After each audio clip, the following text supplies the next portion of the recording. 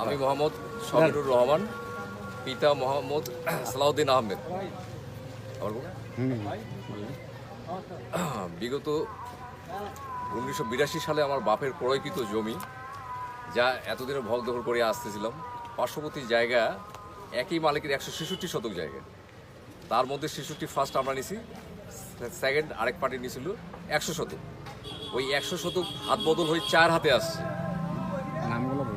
হ্যাঁ, ফার্স্ট নিচে সবুজ চেয়ারম্যান দিয়েছে তার মেয়েকে, তারপরে নিচে Kalitala Jahangir, second fourth party হচ্ছে রশিদ, হোটেল আল রশিদ নিচে 2004-এ।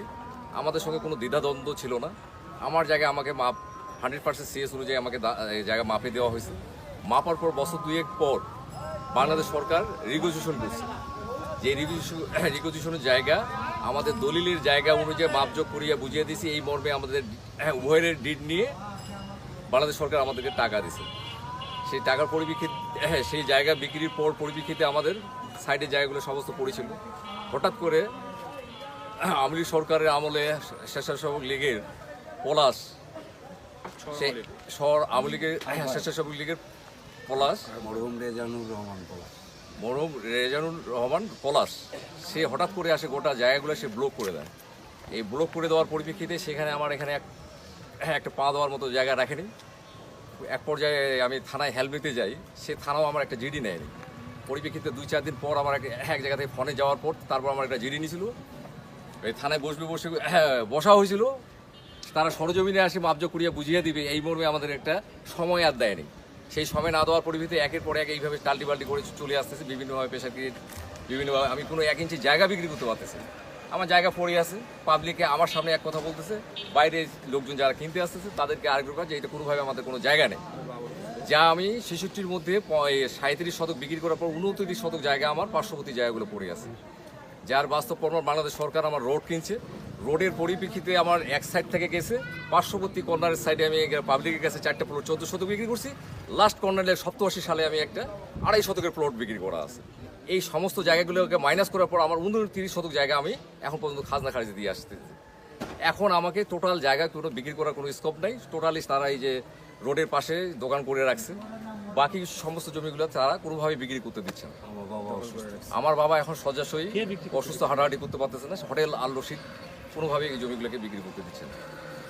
এখন আমি যখন পরবর্তী গত বছর আমি এক পর্যায়ে গ্রাউন্ড এমকে এসপি স্যারের কাছে একটা ইয়েতে যাওয়ার পরিপ্রেক্ষিতে আমাকে গোটা মাপ উনি 10 মিনিটে বিচার করে দিয়েছিল যে এখানে সমস্যাটাই সমস্যা। আমি বললাম যে আপনার কয় শতক, উনি জিজ্ঞাসা করলো উনি কার শতক, বলে 100 শতক, আমার 66 শতক। পরিমাণে কি কম আছে? পরিমাণে যদি কম, উনি কেউ কিছু কথা বলতে পারলো না। আমি বললাম স্যার পরিমাণে কম নাই, যেহেতু পরিমাণে কম নাই তাহলে জায়গাটা মাপলে হয়ে যায়। এই জায়গা মাপ যোগ করে সব কিছু চৌধুরীগুলো করার পর আমি আর খুঁটি কাটতে পারি পরবর্তী সব কিছু পরবর্তীতে ছাত্র হত্যা আসামি আর্টিস্ট তিনিও ছিল। তো ওনারা এমনভাবে প্রশাসনকে ব্যালেন্স করতো যে আমাদের কিছুই করণীয় নেই। এখানে স্থানীয় ছেলেবেলে থাকে সব জায়গায় বার্ডিংসে, আমি কোনোভাবে এখানে কোনো রকম ঢুকতে পারতাম না। আর বিভিন্নভাবে প্রেশার ক্রিয়েট করে এখানে কোনো পার্টিকে ভিত্তি দিত না। তার বাস্তব প্রমাণ যারা 3টা প্লট নিছে তারাও খুব অত্যাচারে ছিল, তাদের রোড পর্যন্ত ব্লক করে দেওয়া হয়েছিল, তাদের জমি বেচতে বাধ্য হয়েছে, কর্নারের জমিটা অলরেডি একজন বিক্রি করতে বাধ্য হয়েছে। এই ধরনের একের পর এক প্রেশার ক্রিয়েট করে এই লোকগুলোকে সরাইছিল। আজকে আপনার কি করতে চান? আজকে আমি আসছি আমার জমিটাকে বার করার জন্য। আমার জমিটা কতটুকু আছে সেই জমিটাকে আমি নিয়ে মাপতেছি, মাপে আমি এখানে পিলার বসাবো। নাম ঠিকানাটা আর একবার বলুন। আমি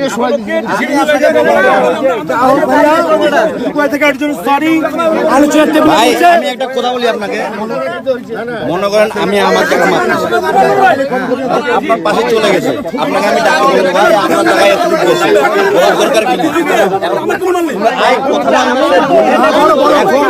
এই জায়গা যদি উনি মালিক হয়ে থাকে, এই জায়গার মালিক যদি উনি হয়ে থাকে, ওনার জায়গা তো আমরা মাপতে পারবো। কথাটা তো বলতেছিলাম আমরা সামনে বলেন। ওনার জায়গা তো মাপতেই পারবো না। হ্যাঁ কখনোই তাহলে পারবো না। উনি যে দলিলটা দেখাচ্ছে উনি তো উনার জায়গার দলিল দেখাচ্ছে, উনার জায়গা দেখাচ্ছে। ওটা জায়গা বস্তু বসার ডেট হয়েছে তো ভাই, বসার ডেট তোমরা বসো সবই নাই। ঠিক আছে তো ভাই, বসার date হলে আমির চাচা নেতৃত্বে বসার ভাই, ডেট হচ্ছে সবই তো। তো ঠিক আছে, কিন্তু এখানে আসে আপনারা আপনাদের বসবেন না, আপনারা আসে বলতে হতো ভাই যে আপনারা এখানে আরে হীরা আছে আমাদের দলিল নাই। বাবা, দাঁড়াও। ভাইয়া আচ্ছা ছিলেন না, কোথায় যাবো তুমিও যাও না, আমি বলি কথাটা আমার শুনো। না ভাই, আমি আপনার ছোট ভাই, না না আমি কথাটা তুমি শুনো না।